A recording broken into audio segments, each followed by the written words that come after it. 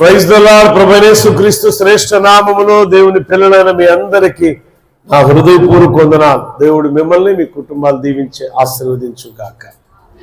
నా ప్రియ అక్క చెల్లెలు ఎంతమంది ప్రోత్సాహకరంగా వాక్యాన్ని అనేక మందికి ఫార్వర్డ్ చేస్తున్నందుకు నేను చాలా సంతోషపడుతున్నాను. మీ కొరకు నేను ప్రత్యేకంగా ప్రార్థన చేస్తున్నాను. నా ప్రార్థనలో మిమ్మల్ని జ్ఞాపకం చేసుకుంటున్నా. ఈరోజు మన యొక్క అంశం, ప్రతి కుటుంబంలో గలిబిలి ప్రారంభమవుతున్నది. ఈరోజు ఇక్కడ కూర్చున్న వాళ్ళు చాలా మంది ఉన్నారు, భక్తులు, భక్తిహీనులు. అయితే ఈ నా ప్రసంగం ఎందుకోసం అంటే మెలకువ కొరకు. చెప్పండి ఒకసారి. యేసు ప్రభువారు ఆయన కొండ మీద ఉన్నప్పుడు శిష్యులతో ఒక మాట చెప్తాడు. ఏం చెప్తాడు? మెలకువగా మెలకువగా మెలకువగా. పాప నోరుండ వాళ్ళు చెప్పండి, నోరు లేని వాళ్ళు చెప్పొద్దమ్మా.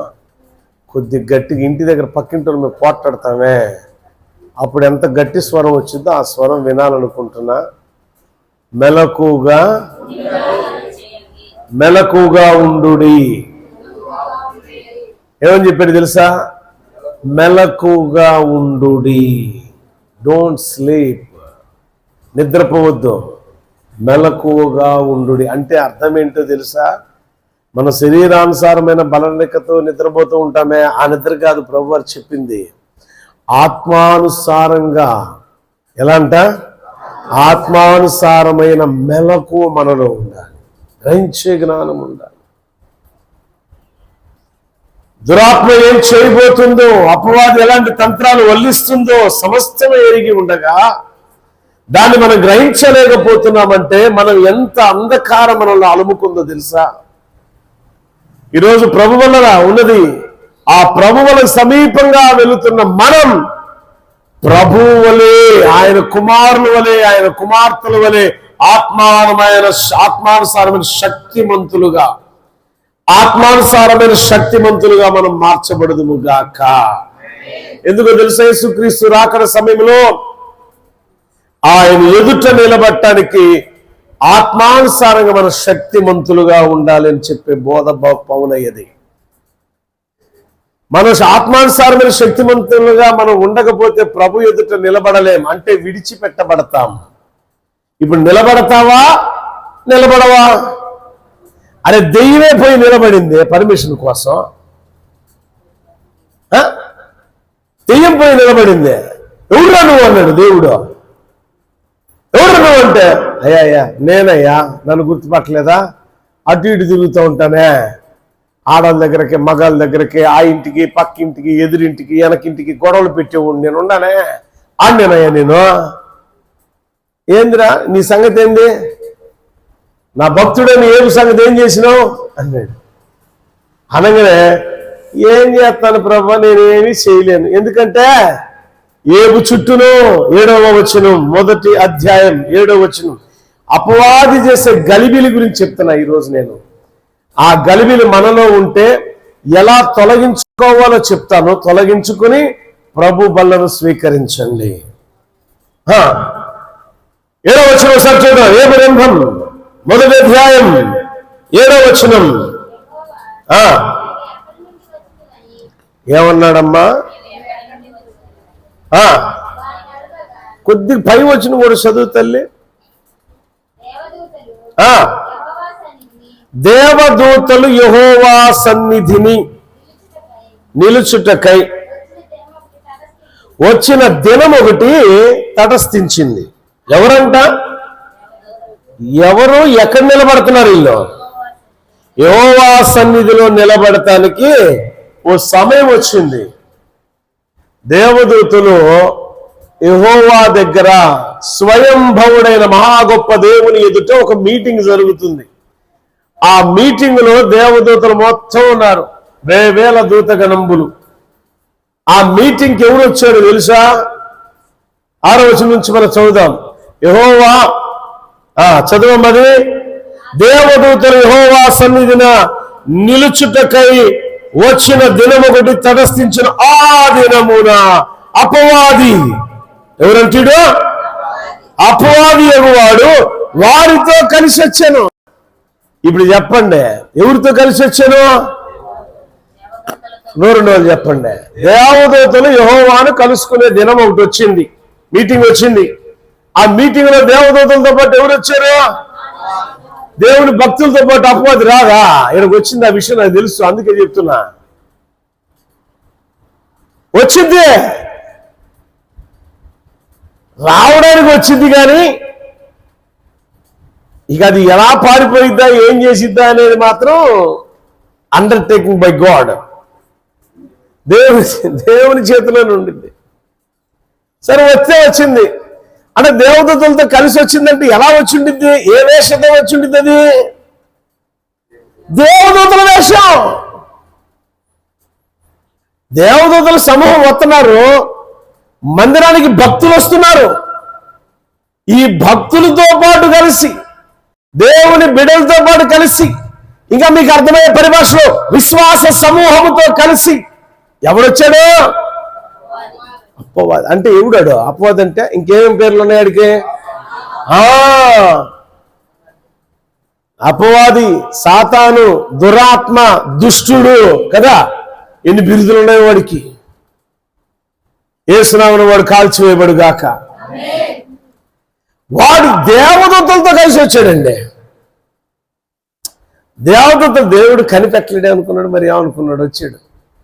సరే, వచ్చేసరికి రావడం ఓకే, వాడు వంతు ఎట్టో. వాడు మాయా స్వరూపి కదా, వాడు మోసగారి కదా. అది చాలా బిరుదులోనే అని చెప్పాను నేను మీకు. ఈరోజు దేవుని సన్నిధికి వచ్చిన దేవుని బిడ్డలతో ఎవరి పక్షాన ఎవరితో వచ్చాడో తెలుసు దేవునికి.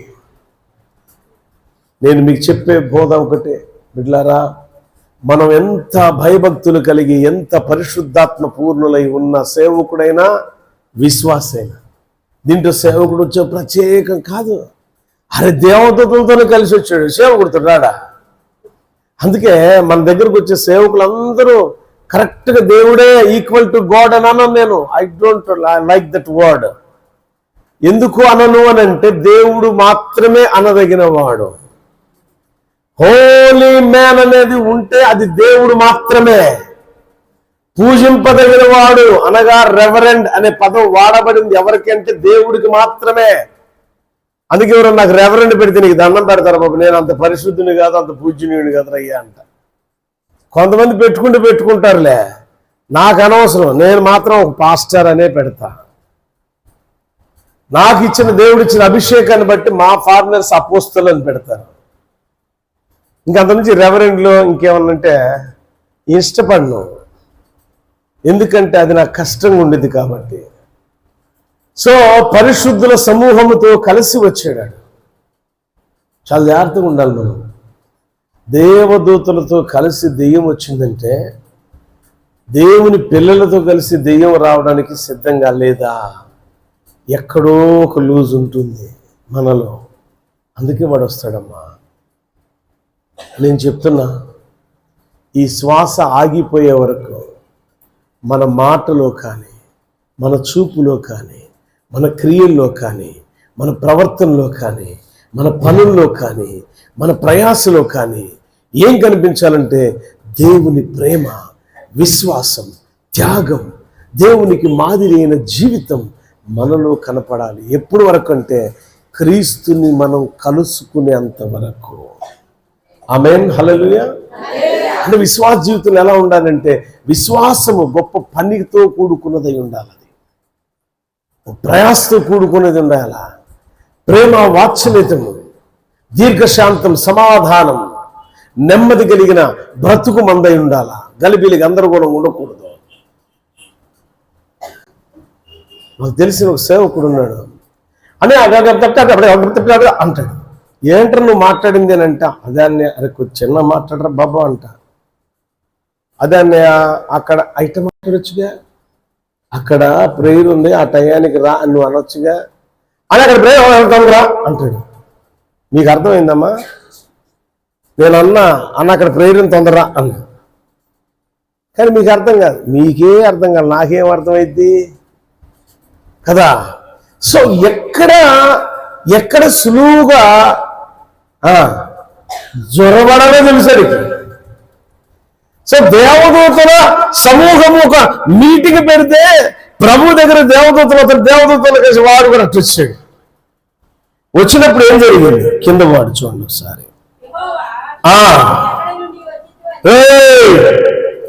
హూ ఆర్ యూ, ఎవరు నన్ను అడిగాడా? ఏమా దేవదూతలు అంతమంది ఉంటే వాళ్ళని ఎవరినన్ను అడిగాడా? ఎవరిని అడిగాడు? ఆ దేశం ఈయనకి స్కానింగ్ అవ్వలేదా? అయితే అందరూ బాగానే ఉన్నారే, ఎట్ట స్కాన్ చేశాడు? ఆయన నేత్రాలు స్కానింగ్ కంటే పవర్ఫుల్. మనుషుడు తయారు చేసిన స్కానింగ్ లో ఇందాక మా పాస్టర్ అనేది ఇదే స్కానింగ్ సెంటర్ అని. అంటే స్కానింగ్ ఎందుకు వెళ్తారు? స్కానింగ్ కంటే మానవుని యొక్క దేహంలో ఉన్న ప్రతి నరాన్ని, కండరాన్ని, ప్రతి పార్ట్ని అది ఎలా పనిచేస్తుందో ఏంటనేది మనుషుడు తయారు చేసిన యంత్రం చెప్తే దేవుని నేత్రం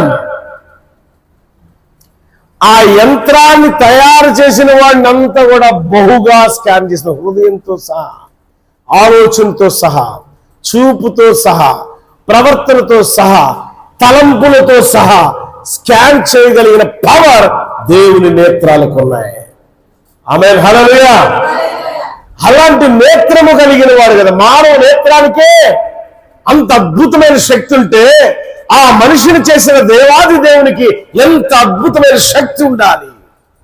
ఆయన చూస్తూ ఉండగా దేవదూతల గుంపులో కలిసిపోయి అనుకున్నదేమో అపవాది. లేదు, నేను దేవదూతల గుంపులో కలిసిపోయాను, నన్ను ఎవరు గుర్తుపట్టరు అనుకోని ఉండొచ్చు బహుశా అపవాది.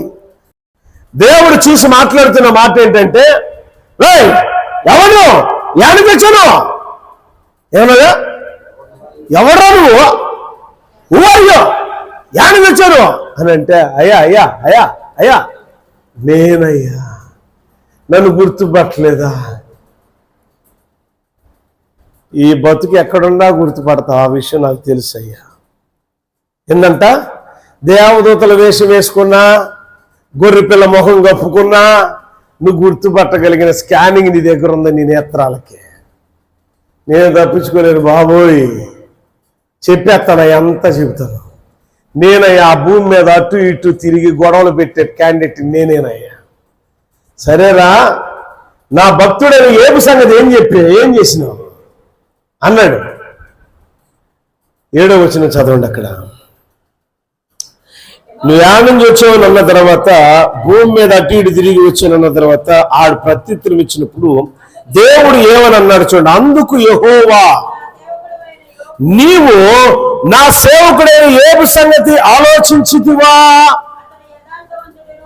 అతడు ఎవరు చెప్తున్నారు ఈ మాట? అమ్మా, ఈ మాట అపవాదికి ఎవరు చెప్తున్నాడు? ఎక్కడ చెప్తున్నాడు? దేవదూతల సమూహములో నీ గురించి దేవుడు సాక్ష్యం చెప్పాలంటే నీ ప్రవర్తన ఎలా ఉండాలా, నీ బ్రతుకు ఎలా ఉండాలా, నీ ఆత్మీయ స్థితి ఎలా ఉండాలా? యథార్థం. ఏమన్నాడు దేవుడు ఇక్కడ? ఏమన్నాడు? అతడు యథార్థవర్తనుడు. ఎవరు చెప్పారు ఈ మాట? దేవుడే చెప్పాడండి. నీ గురించి దేవుడు ఏం చెప్తాడు ఆలోచించుకో ఒకసారి. నీ యథార్థత ఉందా నీ దగ్గర? భక్తి గల జీవితం ఉందా నీలో? మోసగారితనం ఉందా? అబద్ధాలు ఉన్నాయా? ఏమున్నాయి? దేవుణ్ణే మోసం చేస్తున్నావు నువ్వు అనుకుంటున్నావే. మారువేషంలో వచ్చినట్టు వచ్చి ఉంటే దేవదూతల స్వరూపం ధరించుకున్నాడు. వస్తే తెల్లని బట్టలు వేసుకుని ఉన్నంత మాత్రాన ఆ నల్లని స్వరూపం ఆయన కనపడదా? బిడ్డలారా, జ్ఞాపం చేసుకోండి. నీ బ్రతుకులో, భక్తి గల జీవితంలో ఈ రోజు ఈ క్షణంలో నువ్వేం చేయబోతున్నావు తెలుసా? పరిశుద్ధుడైన దేవాది దేవుని కుమారుడైనటువంటి అద్వితీయ నాథుడైనటువంటి యేసయ్య శరీరమును భుజించటానికి స్థలానికి వచ్చి ఉండగా యథార్థత లేని నీ బ్రతుకు వ్యర్థం. ఆత్మీయ జీవితంలో దేవుడు నీ గురించి గొప్ప సాక్ష్యం చెప్పాలి అంటే ఆ యథార్థతను కాపాడుకోవాలి. అపవాది చెప్తున్నాడు యథార్థవర్తనుడును. ఏమని చెప్తున్నాడు ఇక్కడ? ఎలా అంటాడంట? రెండోది న్యాయవర్తనుడు, న్యాయవంతుడు. న్యాయం మాత్రమే ఆయన వశములో ఉన్నది. అన్యాయం అక్రమం చేయటం తెలియదు ఆయనకి. తర్వాత దేవుని యందు భయభక్తులు చెడుతనాన్ని విసర్జించిన వాడు. ఎంత గొప్ప సాక్ష్యం అండి! ఆ మహాభక్తుని యొక్క సమాధి నేను చూసి వచ్చాను.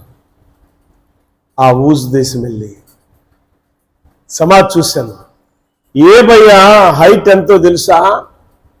17 అడుగులు. చెప్పండి ఎంత? మన హైట్ ఎంత? 7 అడుగులన్నా ఉంటామా? సగానికి సగం వేసుకోండి. అరే బాగుంటామా?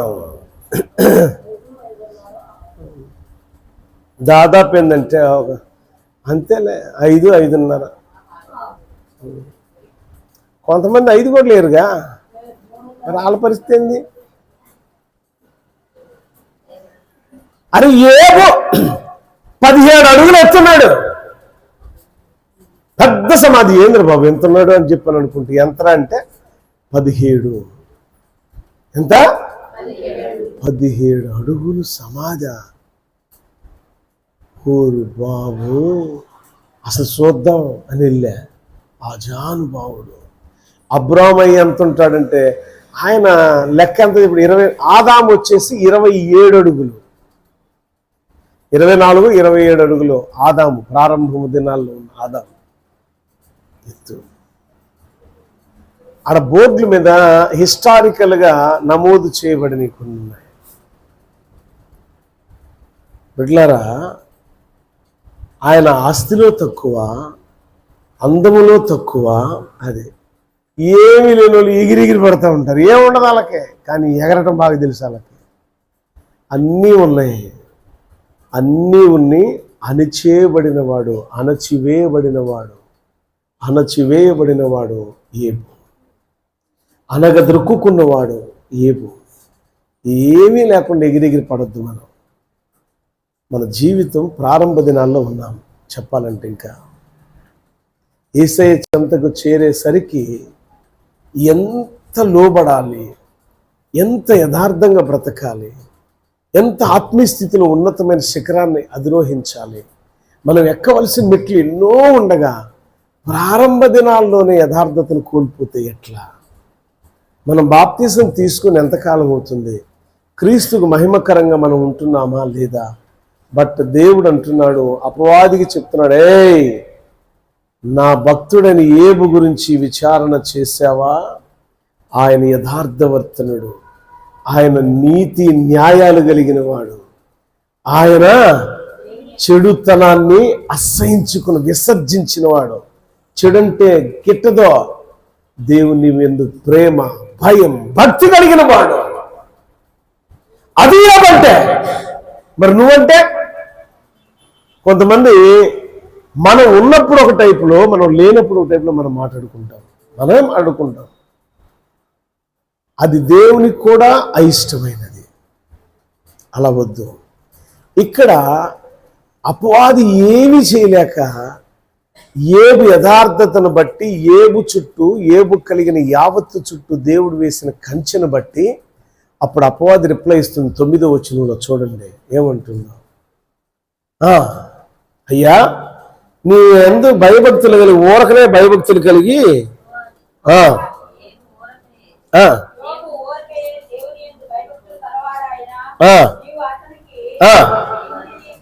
అతనికి, అతని ఇంటి వారికి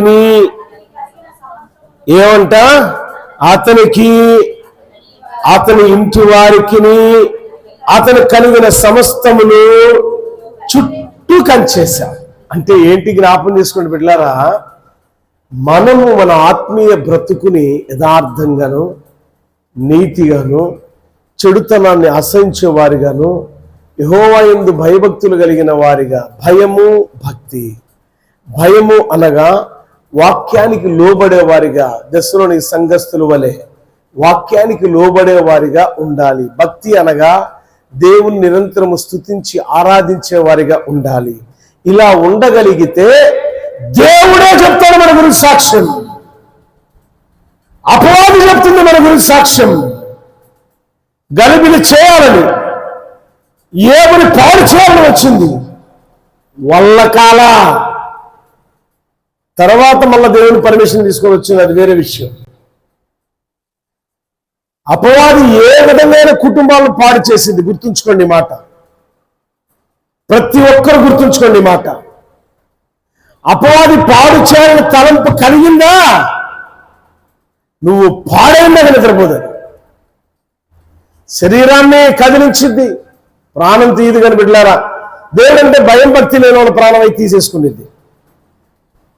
దేవుడంటే భయం భక్తి కలిగిన వారి మీద ఎలా అటాక్ చేసింది, దేవుడంటే భయం భక్తి లేని వారి మీద ఎలా అటాక్ చేసింది అంటే అపవాది, దేవుడంటే భయం భక్తి లేని వారి ప్రాణమై తీసేసింది. దేవుడంటే భయం భక్తి కలిగిన వారి ప్రాణం తీయడానికి గజ గజ గజ గజ వణికిపోయింది. కారణం ఏంటంటే దేవుడంటే భయము భక్తి గల వారి ప్రాణం యెహోవాకు ప్రీతికరం. అది ఆయన భక్తుల మరణం ఆయనకు ప్రీతికరమైనది. సో ఆ యొక్క మరణాన్ని అప్పగించుకునే పరిస్థితి రాదు భక్తులకి, కానీ భక్తిహీనులకు వచ్చింది. అది మొదటి రాజుల గ్రంథం 22వ అధ్యాయములో కనపడుతుంది. చూడండి ఒక్కసారి.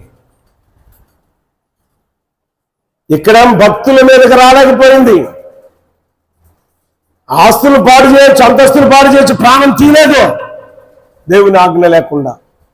కానీ తన విశ్వాస జీవితంలో యథార్థతను, తన నీతిని, తన భయభక్తులు కలిగిన విశ్వాసాన్ని కాపాడుకున్నాడు. కాబట్టే 30 60 100 ఆశీర్వదించబడ్డాడు. 22వ అధ్యాయం అంతా మనం ధ్యానం చేస్తే అక్కడ ఇజ్రాయేలీయుల రాజు గురించి, యూదా రాజు గురించి, సిరియనుల గురించి జరుగుతున్న ఒక యుద్ధం. 3 సంవత్సరాల నుంచి ఒక యుద్ధం జరుగుతుంది. నేను క్లోజ్ చేస్తున్నా, ముగించేస్తున్నా. ఇంటికి అందరూ చదువుకోండి. ఈ అధ్యాయం 22వ అధ్యాయం చదువుకోండి. అక్కడ జరిగినది ఏంటంటే కథలాగా చెప్తా. అక్కడ అపవాది ఎలా వాడబడిందో చెప్తాను నేను మీకు. అపవాది ఎలా వాడబడిందంటే, ఇజ్రాయెల్ రాజుకి సిరియనులకు యుద్ధం జరుగుతుంది 3 సంవత్సరాల నుంచి. ఎన్ని సంవత్సరాల నుంచి అట? 3 సంవత్సరాల నుంచి యుద్ధం జరుగుతుంది. ఈ యుద్ధంలో అనేక కష్టాలు నష్టాలు ఎదుర్కొంటూ ఉన్నారు.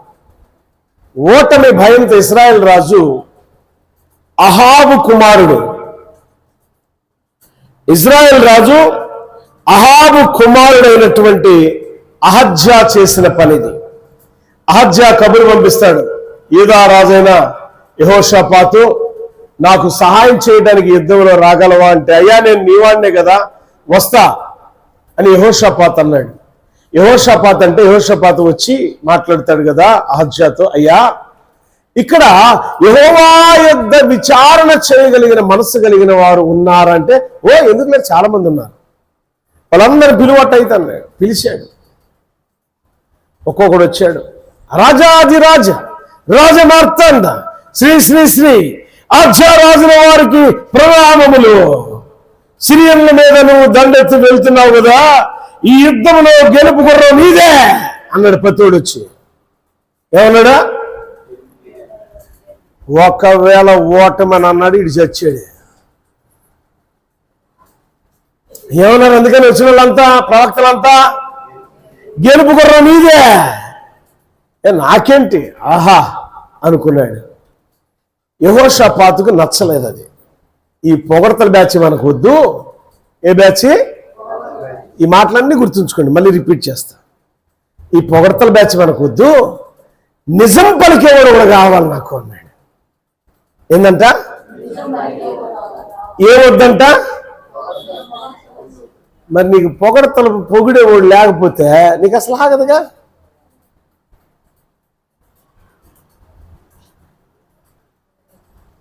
మనం ఇంట్లో కూర బాగోకపోయినా బాగుందని అనకపోతే ఆగుతామా? నిజాలు చెప్పండి. కూర దగ్గర బయటపడిపోతాం కదా మనం. నువ్వు అందంగా లేకపోయినా మందంగా ఉండా, నువ్వు అందమే భలే అందంగా ఉన్నావే అని అనకపోతే, బాగలేదు అని అన్నాడు అనుకో, చచ్చాడే లేదాడు.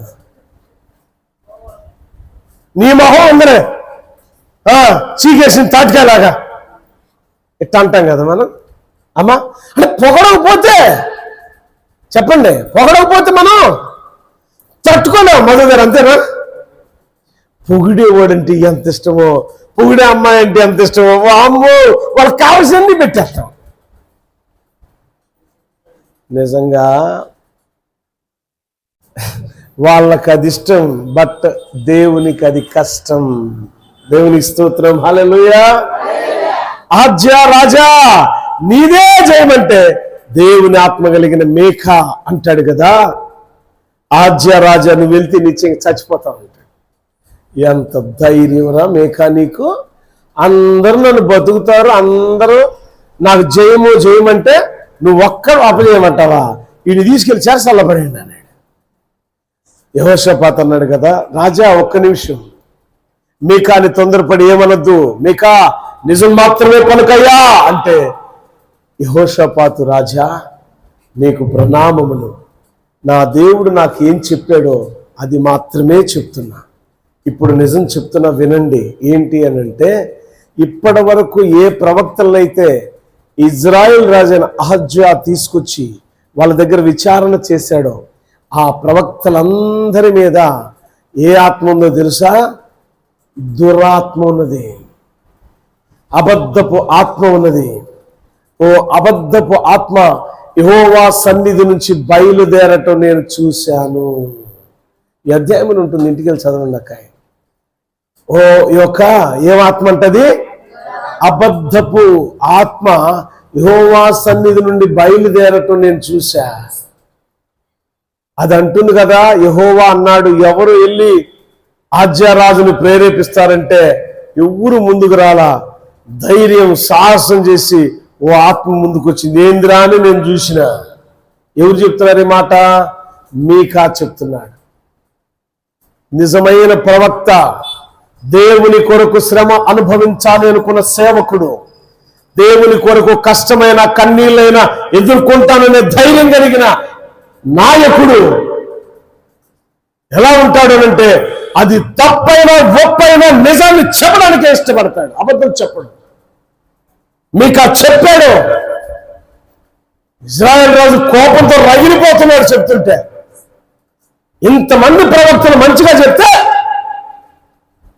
ఈ మీకా గారికి నేనంటే గిట్టదు, అందుకే ఇన్ని చంపేస్తా నేను అన్నాడు.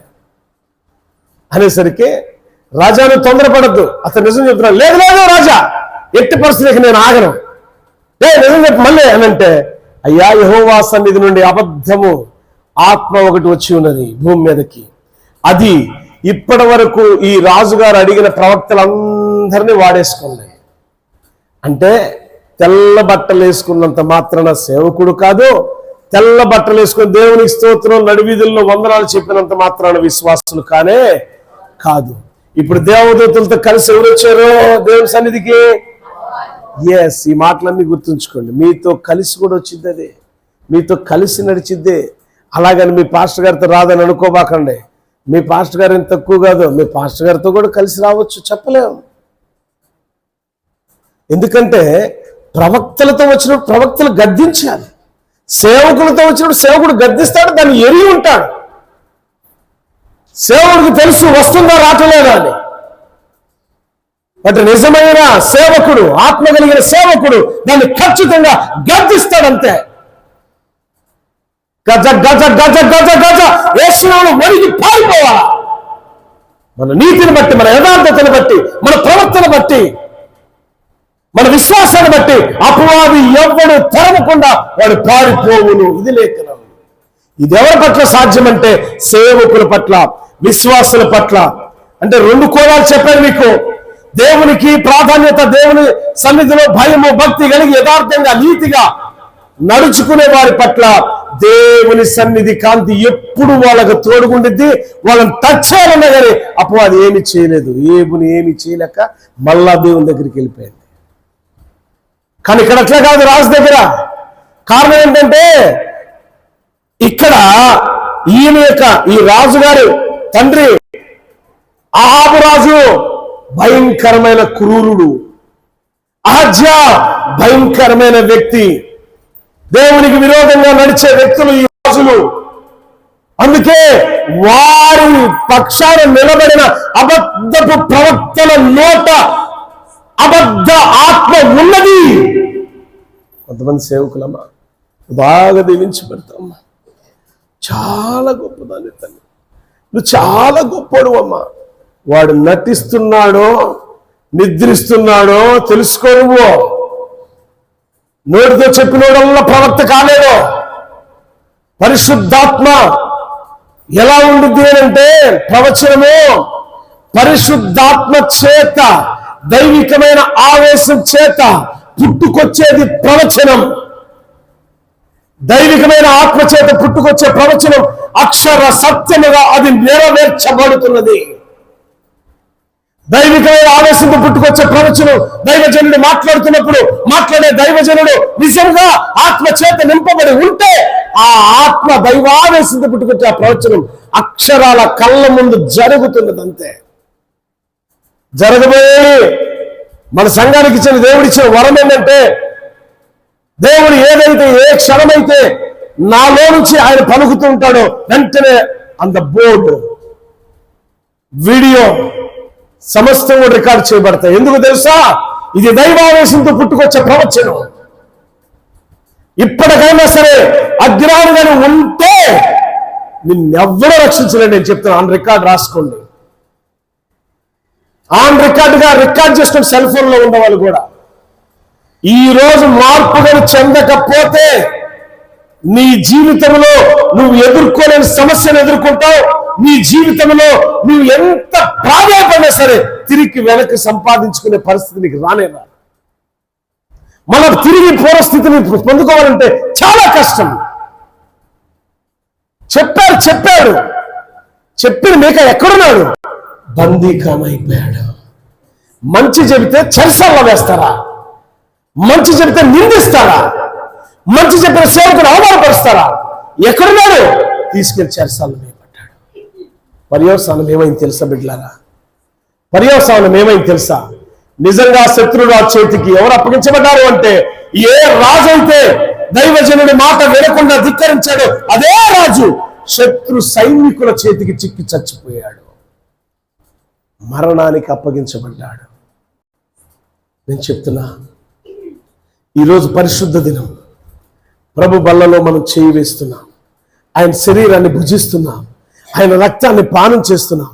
ఇప్పుడైనా సరే, ఇకనైనా సరే నీ హృదయాన్ని మార్చుకో, నీ తలంపులు మార్చుకో. దేవునికి విరుద్ధంగా కాక దేవునికి అనుకూలమైన వ్యక్తిగా మార్చబడు. నువ్వు స్వీకరించబోయే ఈ యొక్క శరీరం, స్వీకరించబోతున్న ఈ రక్తం పానం చేయబోతున్నప్పుడు, అది శరీరాన్ని భుజించినప్పుడు నువ్వు నూతనమైన వ్యక్తిగా మార్చబడతావు. నూతనమైన ఆలోచనలు ప్రారంభమైతే నీలో నూతన ఆశీర్వాదాలు నీకు వస్తాయి. ఇకనైనా సరే నీ హృదయాన్ని మార్చుకో, నీ తలంపులు మార్చుకో. దేవునికి విరుద్ధంగా కాక దేవునికి అనుకూలమైన వ్యక్తిగా మార్చబడు. నువ్వు స్వీకరించబోయే ఈ యొక్క శరీరం, స్వీకరించబోతున్న ఈ రక్తం పానం చేయబోతున్నప్పుడు, అది శరీరాన్ని భుజించినప్పుడు నువ్వు నూతనమైన వ్యక్తిగా మార్చబడతావు. నూతనమైన ఆలోచనలు ప్రారంభమైతే నీలో నూతన ఆశీర్వాదాలు నీకు వస్తాయి. నూతనమైన క్రియలు ప్రారంభమైతే నీ ఇంట్లో అపవాది చోటు ఉండదు. చెప్పాను మళ్ళీ, దుష్టుడు ఎవరు తరమకుండా పారిపోవను, నీతిమంతులు సింహం అనే ధైర్యంగా ఉంటారు. నువ్వు ధైర్యంగా ఉంటావు. ఇక చూడండి, సామెతల గ్రంథం ఆఖరి మాట 28వ అధ్యాయం 1వ వచనం చూడండి ఒకసారి. ఏం రాయబడింది అక్కడ? సింహం ఎలా ఉండిద్ది? సింహం ధైర్యం. సింహం ఎలా ఉండిద్ది? పోరాటానికి సంసిద్ధం. సింహం ఎలా ఉండిద్ది? వేగంతో ఉండిద్ది. సింహం చూపు ఎలా ఉండిద్ది? శరవేగంతో దూసుకుపోతూ ఉండిద్ది. నీతిమంతుడు అలా ఉండాలా? నీతి కోసం, యథార్థత కోసం సింహంలో ధైర్యం కలిగి మనం ఉంటే దుష్టుడు ఎవరు తరమకుండా పారిపోతాడు. ఆమేన్. ఇప్పుడు మనం ఎలా ఉండాలి? మనం ఎలా ఉండాలి? ఇప్పుడు ఒక ఏబు వలె ఉండాలమ్మా.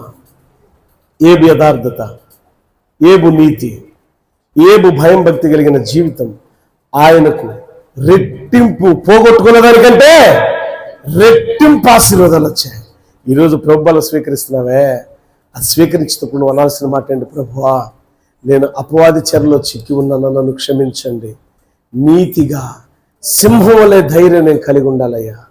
అట్టి ధన్యత, ఆ మహిమ నాకు దయచేయమని అడుగుతున్నాను ప్రభు అని ఆ శరీరాన్ని అలా భుజించండి. ప్రభా, నా శరీరములో నీ యొక్క శరీరము ఏకమైంది, అయితే నా రక్తములో నీ రక్తం ఏకమవుచుండగా మహిమ రాజ్యములో చేర్చబడేంత వరకు కూడా నా రక్తంలో కూడా నీతి ఉండాలి ప్రభు అని ప్రార్థనాపూర్వక స్వీకరించండి.